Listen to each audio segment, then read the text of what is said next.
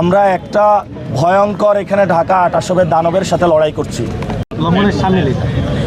আচ্ছা, আপনি কি আমার কয়টা পিভিসি ব্যানার লাগিয়েছি হিসাব নিয়েছেন? আমি 20টা লাগিয়েছি, 20টা অনুমোদন আছে। নিয়ম পড়েছেন? নিয়মটা পড়লে জানবেন। আর অন্যরা কয়টা লাগিয়েছে পিভিসি দেখবেন। আমি নিয়মের মধ্যে আছি, অর্থাৎ আপনি 20টা রঙিন লাগাইতে পারবেন, এটা নিয়মের মধ্যে আছে।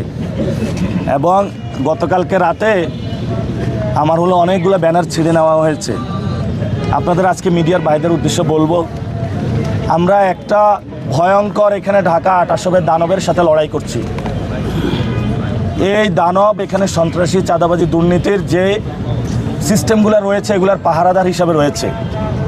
এবং উনি গতকালকে আমরা বলেছিলাম যাতে অস্বীকার না করে, মানুষের সামনে রয়েছে, আবার অস্বীকার করেছে।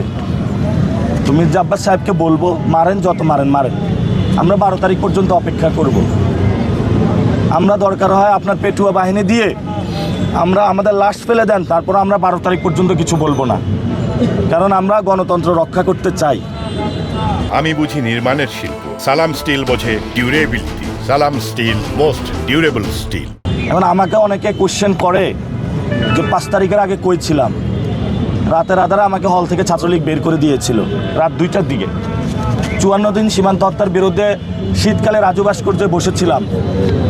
ছাত্রলীগের সময়ে কত নির্যাতনের শিকার হয়েছে আমরা কখনো এগুলো মিডিয়ার সামনে বলতে যাই নাই।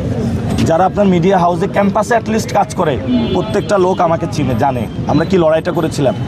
200 লোক পুরা বাংলাদেশের 2000 ঢাকা বিশ্ববিদ্যালয়ের ছাত্রলীগের বিরুদ্ধে। ভাই, আপনি ক্যাম্পাসে দেখেন না আমরা ছাত্রলীগের বিরুদ্ধে লড়াই করছি না? তো এখন আমরা এগুলো বলতে চাই না, এখন আমরা সমাজটা পরিবর্তন করতে চাই। এগুলা বলে যারা প্রোপাগান্ডা করে, আমরা তাদের সাথে হাতও মিলাইতে চাই না, কোনো কিছু কাজ করতে চাই না। আমি আমার মতন কাজ করে যেতে চাই। অনেকে আমাকে বেয়াদব বলে, আমি যদি চাঁদাবাজি, দুর্নীতি, সন্ত্রাসীর বিরুদ্ধে দাঁড়ায় বেয়াদব হইতে পারে, আমার বেয়াদব হতে সমস্যা নাই। ঠিক ঠিক শেখ হাসিনাও আমাদেরকে বেয়াদব বলেছিল, আরও রাজাকারও বলেছিল। তো একই সিস্টেম তো আছে এখনো। ভাই, আপনারা মিডিয়া যারা আছেন প্লিজ আওয়াজ তুলুন। আমাদের এই সিস্টেম পরিবর্তন করতে হবে। আপনার মিডিয়া সেক্টরে কি হচ্ছে আপনারা জানেন, প্রত্যেকটা মিডিয়া হাউস দখল করে নিয়েছে।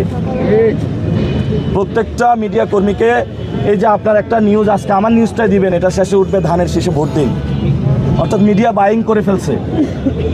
এটা কোনো কান্ট্রি?